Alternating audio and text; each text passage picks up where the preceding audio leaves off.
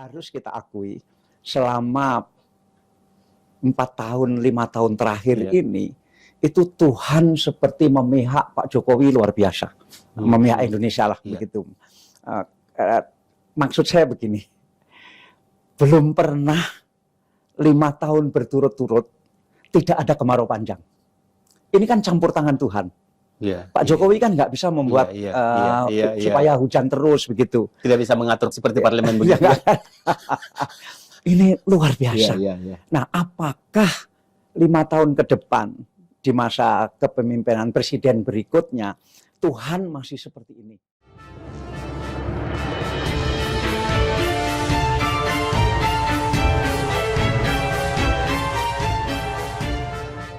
Assalamualaikum warahmatullahi wabarakatuh. Salam sejahtera untuk kita semua, salam budaya. Sahabat-sahabat tercinta sebangsa dan setanah air yang sangat saya hormati, selama hampir 2 periode kepemimpinannya Presiden Jokowi hampir tidak pernah sepi dari serangan yang berupa cibiran, caci maki, hujatan, dugaan tanpa bukti, bahkan fitnah. Terlepas dari satu isu, cari isu yang lain untuk menghantam Presiden Jokowi. Begitu seterusnya, seolah-olah seorang Jokowi seperti kelilit yang harus disingkirkan. Kita masih ingat pada awal-awal periode kepemimpinannya Presiden Jokowi diserang dengan isu sebagai anak PKI.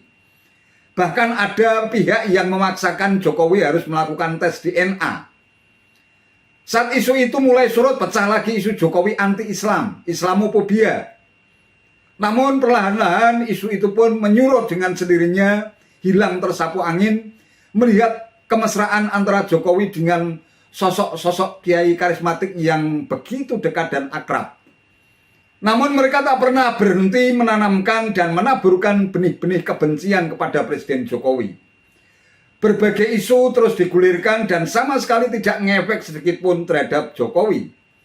Isu ijazah Jokowi palsu pun terus diungkit berbarengan dengan sejumlah isu yang lain yang terus menggelontor dan meruyak di ruang-ruang publik seperti Jokowi anti Cina, anti asing, rezim oligarki, rezim tirani, pengkhianat rakyat, dan berbagai tuduhan serba nyinyir lainnya. Namun sekali lagi Jokowi bukanlah seperti apa yang mereka bayangkan dalam halusinasi. Dikira Jokowi akan balas dendam atau setidaknya memenjarakan mereka sehingga akan terjadi sentimen kebencian yang terus mewabah di tengah-tengah kehidupan masyarakat. Justru Jokowi terkesan sangat santai dan kini mungkin sangat menikmatinya. Tingkat kesabaran dan kekuatannya mungkin saja telah dilipat gandakan Tuhan, sehingga serangan bertubi-tubi semacam itu justru malah membuat Jokowi semakin berkarisma, memancarkan cahaya kemuliaan dari lorong hatinya yang bersih. Mungkin lantaran para pembenci Jokowi ini sudah nyaris putus asa. Mereka pun terus berteriak-teriak sampai seperti orang yang hampir putus urat lehernya. Mereka terus melakukan hasutan, agitasi, dan propaganda politik untuk melakukan aksi people power. Marahkah Jokowi? Jangankan marah, terusik pun sama sekali tidak. Jokowi tampaknya punya wisdom dan kearifan tersendiri untuk mengatasi mereka dengan caranya sendiri yang kita sendiri tidak tahu. Mungkin benar apa yang dikatakan founder Jawa Post Group, Dahlan Iskan yang juga pernah menjadi Menteri BUMN tahun 2011 hingga 2013 sebelum Jokowi berkuasa ini. Harus kita akui, selama 4 tahun, 5 tahun terakhir ini, itu Tuhan seperti memihak Pak Jokowi luar biasa. Memihak Indonesia lah, begitu. Maksud saya begini, belum pernah 5 tahun berturut-turut tidak ada kemarau panjang. Ini kan campur tangan Tuhan. Pak Jokowi kan nggak bisa membuat supaya hujan terus begitu. Tidak bisa mengatur seperti parlemen begitu. Ini luar biasa. Nah, apakah 5 tahun ke depan di masa kepemimpinan presiden berikutnya Tuhan masih seperti ini? Begitu. Bahwa tidak ada kemarau panjang. Dampaknya apa? Tidak ada kemarau panjang selama 5 tahun berturut-turut. Petani itu sibuknya bukan main. Karena bisa panen 3 kali setahun. Petani terus ada di sawah. Mereka tidak terlalu peduli lagi dengan politik.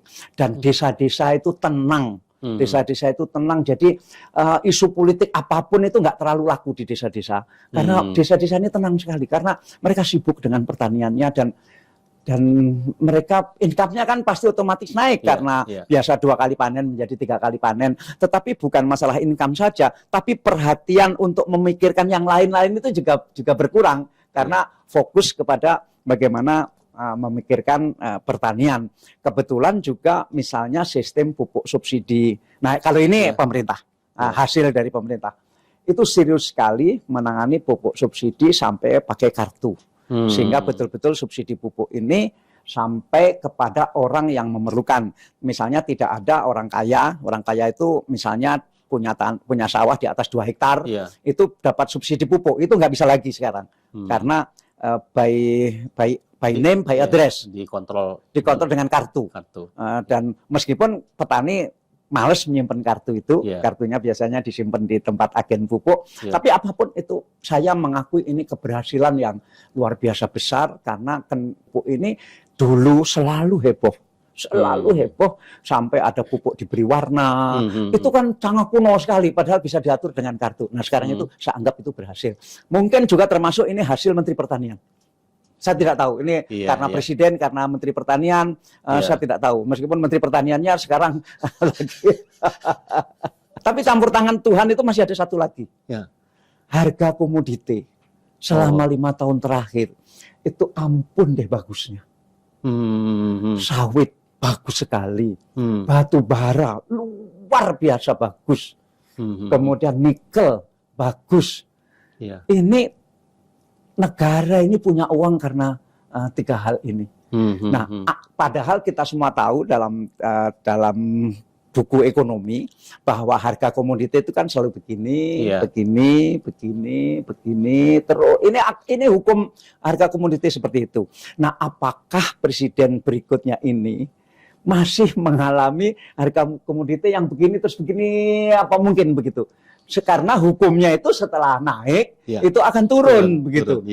Aduh, kalau sampai ini terjadi 5 tahun ke depan, ada kemarau panjang, kemudian harga komoditi jatuh, alangkah pusingnya presiden yang akan datang ini. Dan itu tidak dialami oleh Pak Jokowi begitu.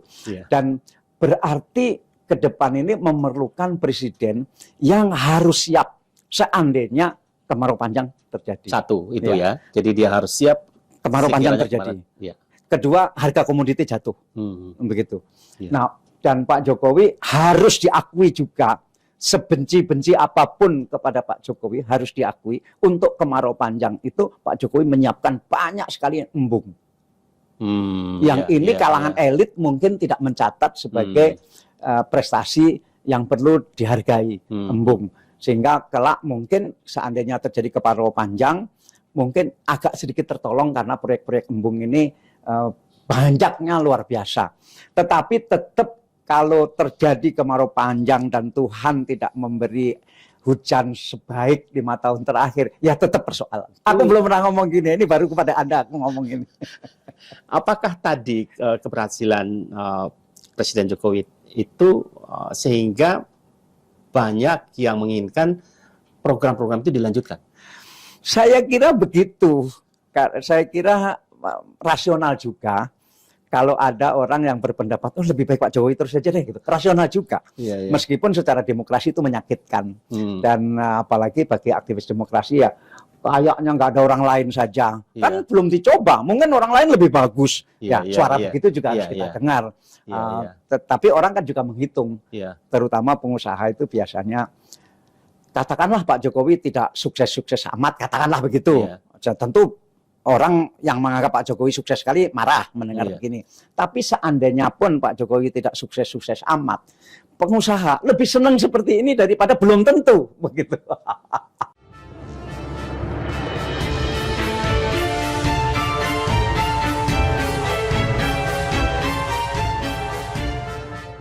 Ya, sosok seorang Dahlan Iskan yang disebut-sebut tak pernah mendapatkan remahan kue kekuasaan dari Jokowi bisa sedemikian jernih dan jujur dalam memandang Jokowi dari mata batinnya yang bersih. Pernyataan Dahlan Iskan tentu sangat mengejutkan banyak kalangan. Pasalnya selama ini cenderung menjadi sosok pendiam, seperti seorang resi yang tengah bertapa di sebuah padepokan. Hampir tak pernah Dahlan Iskan bicara secara terbuka tentang sosok seorang Jokowi. Kalau tiba-tiba saja ia melontarkan pernyataan mengejutkan bahwa Indonesia pada akhirnya punya banyak duit dan selamat dari hantu COVID-19 karena atas campur tangan Tuhan di balik kepemimpinan Jokowi. Ya, bisa jadi itulah sebabnya kenapa seorang Jokowi bisa begitu sabar dan kuat menghadapi berbagai jenis serangan masif dan bertubi-tubi menyerang dirinya. Ia hanya terus bekerja dan bekerja untuk rakyat, tak peduli meski kebijakannya dianggap tidak populer, bahkan tidak sedikit ada yang bilang kalau kebijakan Jokowi bisa membuat Indonesia terancam bangkrut. Namun siapapun tak bisa menghentikan dan melawannya ketika Tuhan sudah berkehendak. Dan itu juga yang diyakini Presiden Jokowi kalau ia tak pernah takut kepada siapapun kecuali hanya kepada Tuhan. Dalam situasi demikian teruslah berteriak para pembenci Jokowi, gelontorkan terus berbagai isu meski hal itu tidak masuk akal dan sangat mustahil. Semakin banyak serangan jahat yang diarahkan kepadanya, Jokowi akan semakin kuat dan kokoh. Meski demikian, harap hati-hati kalau Jokowi sudah benar-benar marah, bisa jadi ia akan bertiwi kromo dan membalikkan semua serangan jahat itu kepada mereka yang selama ini membenci, menistakan, dan menzaliminya. Wallahu a'lam bishawab. Itu saja yang bisa saya sampaikan. Terima kasih atas perhatiannya. Wassalamualaikum warahmatullahi wabarakatuh.